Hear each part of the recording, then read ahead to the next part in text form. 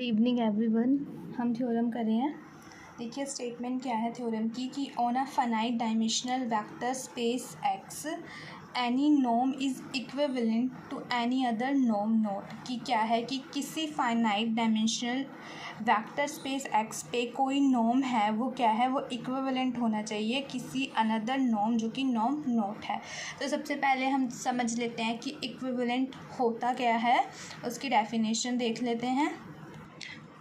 देखिए क्या है इक्विवेलेंट नॉर्म्स क्या होते हैं। एक नॉर्म है किसी वेक्टर स्पेस पे, ठीक है, on a vector space x पे is set to be equivalent किसके, टू अ नॉर्म नॉट। कि ये जो नॉर्म है कि जो वेक्टर स्पेस एक्स पे है उसको क्या बोल रहे हैं, इक्विवेलेंट बोल रहे हैं नॉर्म नॉट के एक्स पर।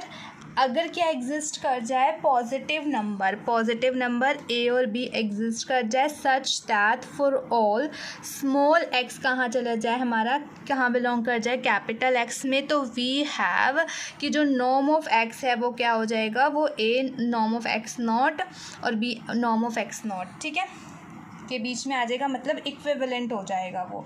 ए norm of x naught is less than equals to norm of x is less than equals to b norm of x naught, मतलब क्या हो जाएगा वो इक्विवेलेंट नॉर्म के। अब देखते हैं इसके प्रूफ, ठीक है, प्रूफ देखते हैं, इसका प्रूफ करते हैं।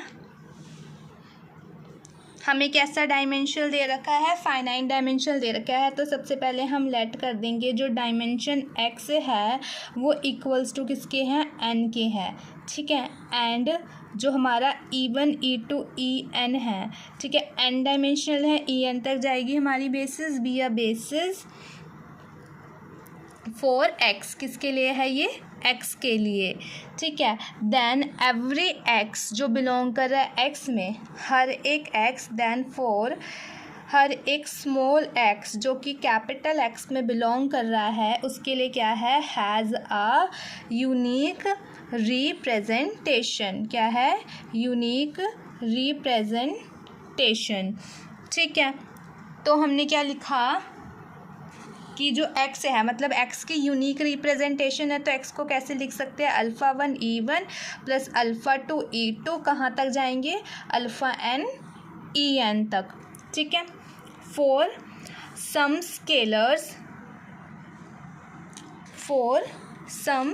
स्केलर्स, ठीक है, हमारे पास स्केलर्स क्या है, अल्फ़ा 1 अल्फ़ा 2 और से अल्फ़ा n तक।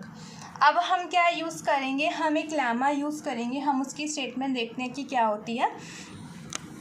ये भी आपने बीच में लिखना है, लैमा मतलब इसकी स्टेटमेंट है कि देन बाय लैमा क्या कहता है वो लैमा, कि अगर कि इफ़ x1 x2 xn क्या हो, लीनियरली इंडिपेंडेंट सेट हो वेक्टर्स के, क्या हो, अगर x1 x2 xn is a linearly independent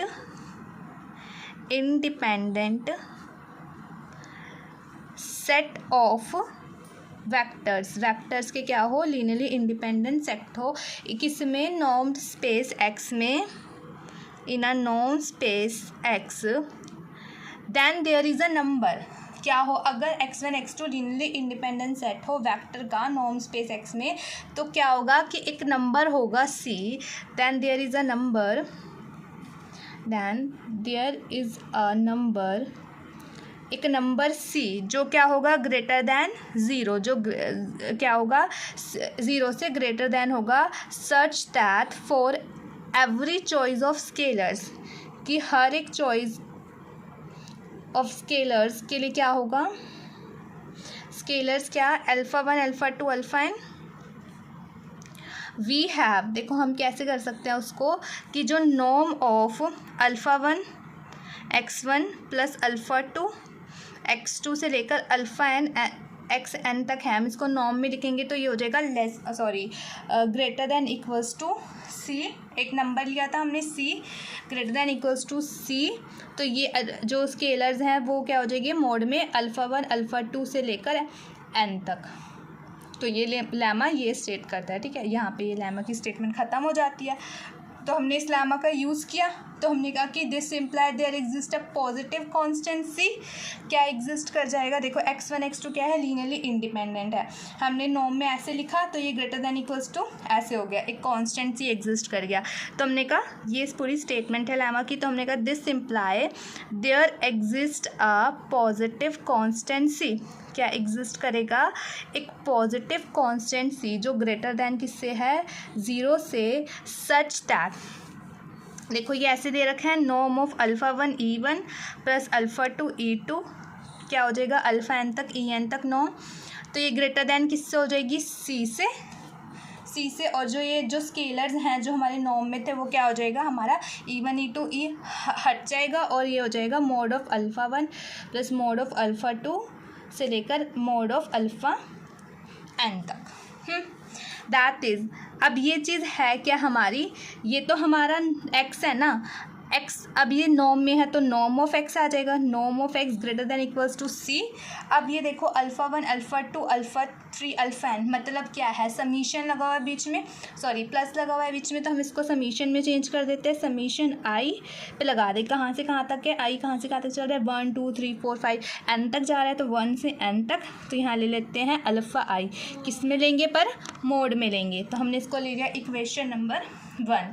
अब क्या है, नॉर्म ऑफ x तो हमने ले लिया, अब हम नॉर्म ऑफ x नॉट भी तो लेंगे, ज़ीरोथ नॉर्म भी लेंगे, क्योंकि हमने यही बताना है कि जो नॉर्म है वो इक्विवेलेंट है अदर नॉर्म के नॉर्म नॉट के, ठीक है। तो हम कंसीडर करेंगे ज़ीरोथ नॉर्म ऑफ x,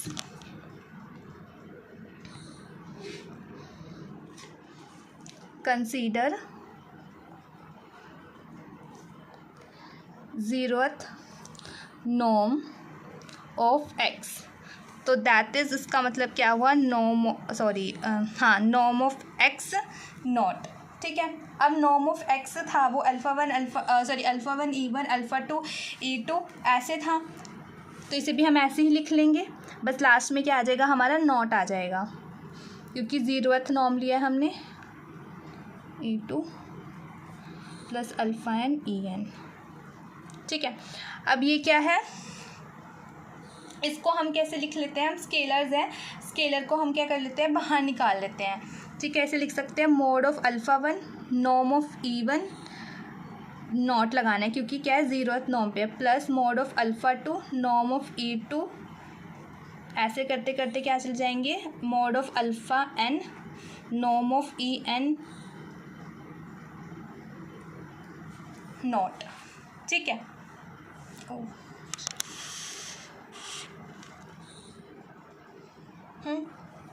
अब क्या करेंगे हम, देखो हम इसे समीशन में ले ले, i is equals to 1 to n तक वेरी कर रहा है, mod of alpha I norm of EI naught.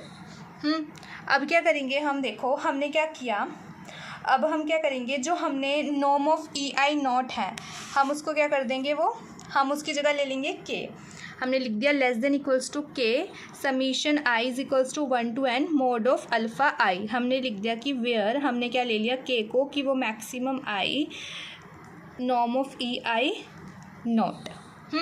अब देखो यहाँ पर क्या है, summation i is equals to 1 to n no mod of alpha i। अब यहाँ से हम वैल्यू निकाल लें, यहाँ से अगर हम निकालेंगे नॉर्म ऑफ x, दोनों साइड क्या करेंगे, c से डिवाइड कर देंगे, अगर हम c से डिवाइड कर देंगे दोनों साइड तो क्या आ जाएगा, norm of x is greater than equals norm of x by c is greater than equals to summation i is equals to 1 to n mod of alpha i, तो यहाँ पर क्या आ जाएगा, इसकी जगह वैल्यू पुट हो जाएगी, नॉर्म ऑफ x अपॉन में c आ जाएगा, तो हो जाएगा ये हो जाएगा, ये less than equals to k norm of x upon में c यूजिंग 1, ठीक है। समझ में आ गया ना, दोनों साइड क्या किया हमने, c से डिवाइड कर दिया, क्योंकि इनइक्वालिटी है तो हम ये नहीं कि c लेफ्ट हैंड साइड उठा के देंगे, इनइक्वालिटी हमें डिवाइड कर देंगे, इक्वल्स टू में जाता है, ठीक है। इसमें हमने डिवाइड कर दिया दोनों साइड c से, तो क्या आ गया हमारे पास value, summation i is equals to 1 to n mod of alpha i की नॉर्म ऑफ x अपॉन में c। अब क्या करेंगे हम कि k बाय अब यहाँ से हम क्या निकाल लेंगे, हम नॉर्म ऑफ एक्स की वैल्यू निकालेंगे। नॉर्म ऑफ एक्स की वैल्यू निकाल लेंगे तो क्या हो जाएगा, ये norm of x is greater than equals to C upon में K norm of x not.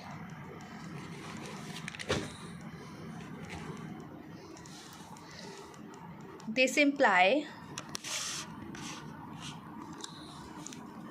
Norm of x is greater than equals to C upon में K norm of x not.